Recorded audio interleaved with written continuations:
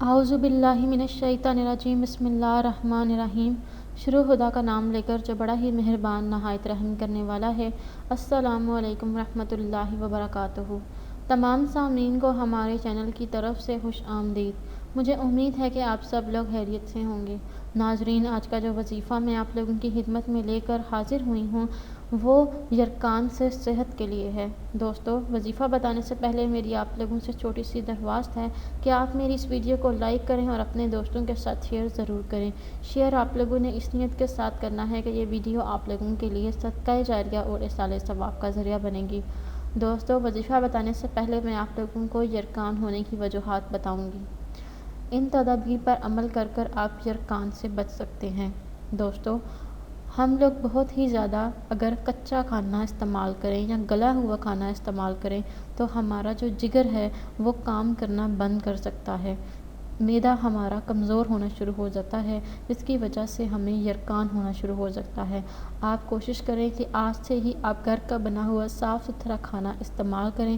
اس کے علاوہ آپ کسی بھی اسٹیل کے برتن کے بجائے آپ مٹی کے برتن میں کھانا بنانا شروع کر دیں تو آپ ایسی تمام قسم کی بیماریوں سے بچ سکتے ہیں۔ اس کے علاوہ آپ کھانا بنانے کے لیے اگر سرسوں کا تیل استعمال کریں گے تو آپ کو پھر بھی بہت ہی زیادہ اس سے فائدہ ہوگا۔ دوستو، آپ کوشش کریں کہ باہر کے کھانا کھانے کے بجائے آپ گھر کا بنا ہوا صاف ستھرا کھانا استعمال کریں۔ دوستو، اگر آپ لوگوں کو یرقان جیسی بیماری لگ چکی ہے تو آپ اس سے بچنے کے لیے، اس سے حفاظت کے لیے بھی یہ وظیفہ کر سکتے ہیں۔ جس شخص کو وہ بیماری ہو تو وہ شخص باوضو ہو کر سورہ بینہ کو باوضو ہو کر پڑھے گا اور منہ جمع کر کے آپ اس کو یرقان والے مریض کے گلے میں بھی باندھ سکتے ہیں۔ سورہ بینہ کو آپ لوگ وضو کر کے اگر پانی پر دم کر کے بھی پی لیں، اول و آخر 3 بار درود شریف ضرور پڑھیں۔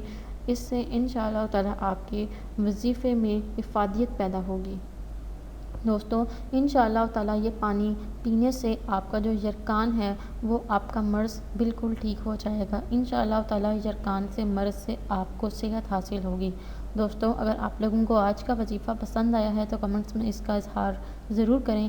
انشاءاللہ تعالیٰ آپ سے پھر ملاقات ہوگی۔ اگلی ویڈیو تک مجھے اجازت دیجیے۔ اللہ حافظ و ناصر۔